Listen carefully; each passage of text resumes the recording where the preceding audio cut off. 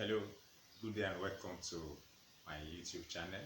My name is Lugat Sado and I teach sociology. Today I'd like us to consider another interesting topic, the benefits of studying sociology. The benefits of studying sociology.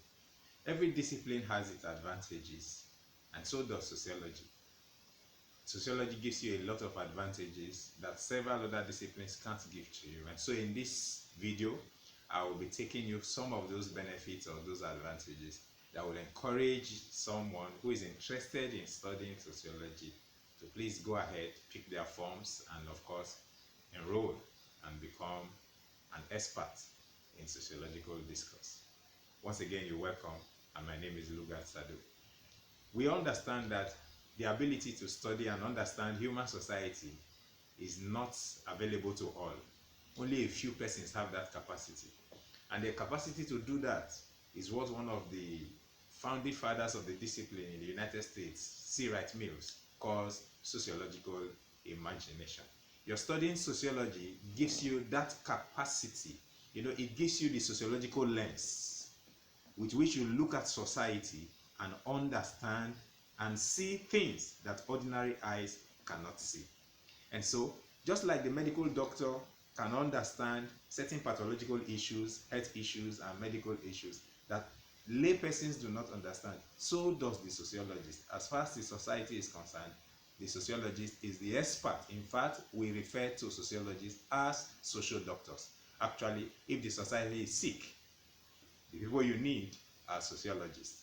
If the enterprise is sick, the people you need are sociologists. If the system is not functioning well, if there's a dysfunctionality or there's a form of dysfunction in your system, what you need or the person you need is a sociologist.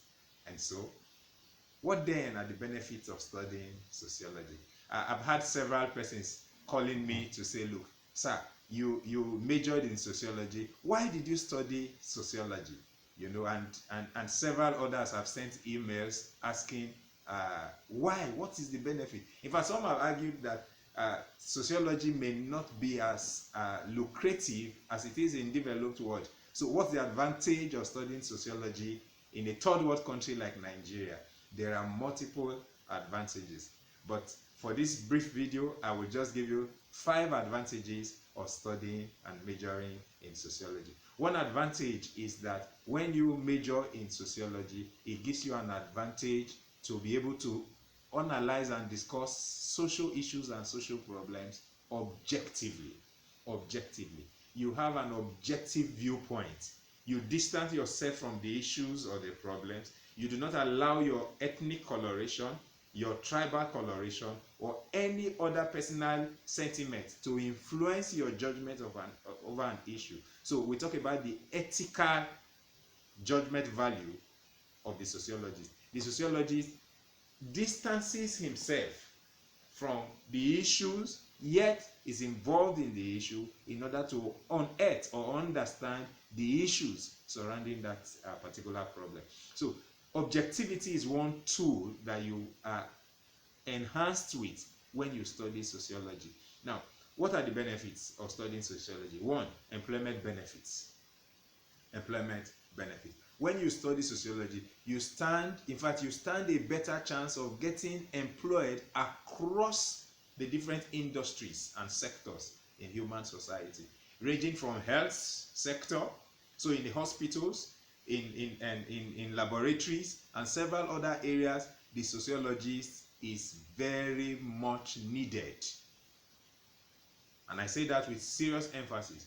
The sociologist is needed in the hospital, whether as counselors, whether as social welfare officers, whether as public relations officers, whether as public liaison officer, whether as a private liaison officer, whether as personal assistant to the head, or even in the admin section, whether as administrators. The sociologist is very much needed and operates within that space. Why? Because of the, if you like, the capacity of the sociologist. The sociologist is enabled, is enhanced by the courses that they undergo, by the courses they take while in school, and as such are able to deal with those issues as far as the health sector is concerned. In the criminal justice system, for instance, whether it's in the policing, in the law enforcement, in the NDLEA, the drug law enforcement agencies, whether it's in the prison services, and any other aspect in the criminal justice system, the sociologist is very much needed. Why? Because they are trained in solving crimes. They are trained in understanding the causes and the reasons why people engage in crime. They are taught on how to handle people and help them overcome their problems. They are taught several other things that helps them to fit perfectly well into the criminal justice system. Now, in industries ranging from oil and gas to telecom industry to banking and finance and several others, you find several sociologists working in those areas, not because they were shown any special favor. It is because the absence of the sociologist in any of those organizations will spell a lot of doom in those organizations. For instance, all these organizations need community liaison officers, the CLOs, and there is no better CLO. No discipline trains any individual to be effective in community liaison activities as much as the sociology does. So the sociologist is better equipped to liaise with the community, with his organization, on behalf of his organization, in making sure that there is harmony in business environment. Of course, beyond the community liaison duties that the sociologist can do, in most human resource departments, you find a lot of sociologists who are enabled, who are empowered to engage in human resource development, and of course to help deal with issues as it affects labor, as it affects training, as it affects staffing, recruitment, and the likes. And of course, if you move from that, you find a lot of sociologists working in the banking sector, in finance sector, as specialists and experts in business development, in marketing, in strategy, in research and strategy, in operations, and several other fields. So you find sociologists effectively working in all these areas. And of course, in the military, in the armed forces, whether it's in the Navy, in the Air Force, or in the Army, you have sociologists who operate in those areas. And in fact, across the nations of the world, whenever short courses vacancies are declared, one of the foremost disciplines that they're always looking for across the military sector is that you should be a sociologist or other humanities. So the sociologist has a lot of employment advantages. A second benefit of studying sociology is research capacity. Sociology enables you with research capacity. So beyond the fact that it creates employment for you, it gives you the ability to conduct research, independent research, large-scale research, and the like. And research is one major tool in solving social problems. Because in researching, you are able to unearth the cause, both the immediate and the remote causes, and then you are able to profess solutions to help mitigate, reduce, or canvass a new form of change that is needed. And of course, you'll agree with me that our society is in dire need of research, and people who will conduct objective research are sociologists for you. And so you need sociologists to conduct research. Another advantage or benefit of studying research, beyond employment and benefits, beyond research benefits, is that it gives the individual the capacity for entrepreneurial development. Sociology enables the individual to set up NGOs, to set up consultancy outfits, to set up business outfits that helps him or her to contribute not just to creating employment for himself, but she creates employment for the community. And so the sociologist is an employer of labor, because he can't do all the jobs alone. So he will need to hire one or two other persons to join him in carrying out the activities for which he has established that organization. So you find that it is not just for employment creation, it's not just for research, but also an entrepreneurial benefit. The sociologist creates entrepreneurial advantage that is of use to the organization, of use to the society, I beg your pardon, and of course of use to him or her, and of course to those who stand to benefit from it. A fourth benefit of studying sociology is that it gives you a platform to major in special areas in sociology. And so for you to major in sociology, you need a first degree in sociology. Otherwise, you may be required to take undergraduate courses before you proceed to the area of specialization. And there are multiple areas of specialization in sociology. I will restrict myself to a few. Now, that means that if you have studied sociology at the undergraduate level, you are a generalist. Like they will say in medicine, you are a general practitioner. A general practitioner is someone who does everything, who knows small things about everything, but is not detailed in any area. So, studying sociology gives you the platform, and very useful, a very good platform to major in an area of specialization. And what are those areas of specialization that you could major in if you are interested in being a major in sociology? You could major in globalization and development studies. For instance, how has the criminal justice system affected the criminal justice system of the world in America? In other words, how has the murder of George Floyd in a city and state in the US affected criminal justice system all over the world? How has it affected social movements or mass movements? What is its impact on judiciary? What is the impact of that on the COVID-19 pandemic? Prior to the murder of George Floyd, for instance, the whole world talked about social distancing. But since he was murdered and several riots and protests sprang up in the United States, and of course has manifested across the nations of the earth, it is no longer the issue of social distancing. So you find that one occurrence in a remote part of the earth has a global effect. So majoring in globalization and development studies gives you an understanding of how society operates from a global perspective, yet looking at it from a remote impact. In other words, how can an immediate affect the whole? In other words, how can a part, I beg your pardon, affect the whole? And that's fundamentally in globalization and development studies. It gives you an understanding on how Europe developed and the challenges of third world countries in achieving the same development that Europe and America has developed. It gives you an understanding again on the models adopted by Europe and America and what model can cause development in third world countries. Take Nigeria, for example. So globalization and development studies is one area of specialization that is macro in nature, yet can be studied from a micro perspective that helps the individual interact with the world, yet from a location. Now, you could move away from globalization and development studies and decide, before we move away from that, of course, we know that we have items or elements with which we describe describe development. For instance, is there health? Is there access to health? Is there equality? Is there longevity of life? Are there infrastructural development? Do they have access to housing, access to potable water, and things like that?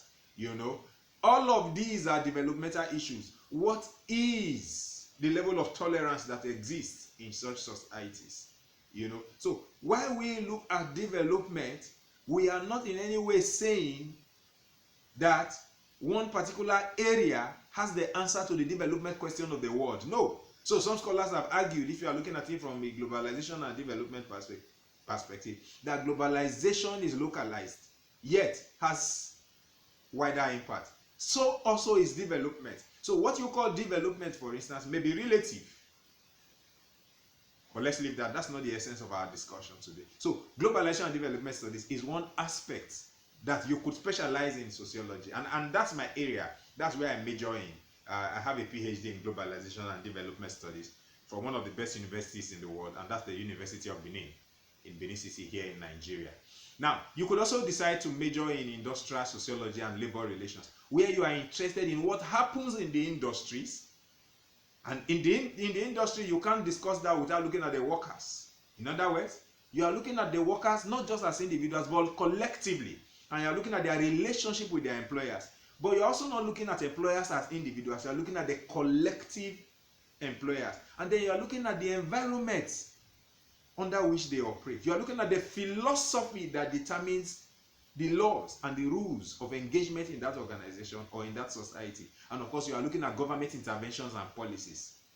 Now, that means that you become an expert in human resource issues as far as industrial relations or labor relations or industrial organizational relations or industrial sociology is concerned. Now, Beyond globalization and development studies, industrial sociology and labor relations, you may decide to major in criminology. In other words, you become an expert in dealing with crime and criminal tendencies. Now, outside majoring in criminology, you may also decide to major in rural sociology. In other words, your area of interest is in rural area, rural life. What is the interaction, the social relationships, while looking at the social basic institutions that exist in those societies? How has the rural area evolved? What makes an area rural? And what are the developmental issues that come up in rural area? Now, outside rural sociology, you may be interested in urban sociology. In other words, you are interested in city life, where you look at housing, you look at crime, you look at unemployment, and the likes. Or you are interested in population studies and demography. In other words, you are interested in, the characteristics of the population, you are interested in the size of the population, you are interested in the components of the population, you are interested in the population dynamics. You are interested in those things that can change population. For instance, fertility, mortality, nuptiality, migration. You are interested, how do they interact to cause change in size of population, change in population composition, and the likes. Now, that makes you an expert as far as population is concerned. And we understand there are a lot of issues sociologically as far as population and population studies and demography is concerned. Why do we say that? The issues of irregular migration, the issues of human trafficking, the issues of overpopulation, underpopulation, the issues of migrant remittances, the issues of forced labor, and the likes are all covered within population studies and demography. So you find that specializing in that area in sociology makes you an expert. Now, outside the fact that you may not be interested in population studies and demography, you may pick up an interest in another area of sociology, and that is social stratification. You are interested in how the society is stratified. George Floyd case is not an isolated case. It is just one of the cases, in fact, one of these too numerous cases of the challenges of social inequality created by social stratification in our world today, especially in our capitalist world. It is inequality that is responsible for the differentials in treatment between a black and a white, between a male and a female, between an Hispanic, a Mexican, an African, an Indian, and a Chinese. It is these differentials in inequalities that are responsible. Understanding social stratification as a sociologist and majoring in that area makes you a great resource, not just to yourself, but to the nations of the earth. So you could work in multinational organizations and global institutions. Global institutions like the IMF, International Monetary Fund, the World Health Organization, the World Bank, the United Nations, for instance, African Union, ECOWAS, for instance, and several others. Again, you could decide to say you want to major in sociology of health and illness, what some others refer to as medical sociology. In other words, you are interested in the dynamics of medical, the relationship between medicine and society, the people's response to the medical provision, to the medical infrastructure. You are interested in access to healthcare. You are interested in utilization of healthcare. You are also interested, for instance, in the people's culture. How does culture put together the ethnography, the political structure, the way of life of the people? How can all of these affect the access to healthcare, acceptance of healthcare, affordability of healthcare, accessibility of healthcare, and the likes? These and many more are some of the benefits when you decide to major in sociology.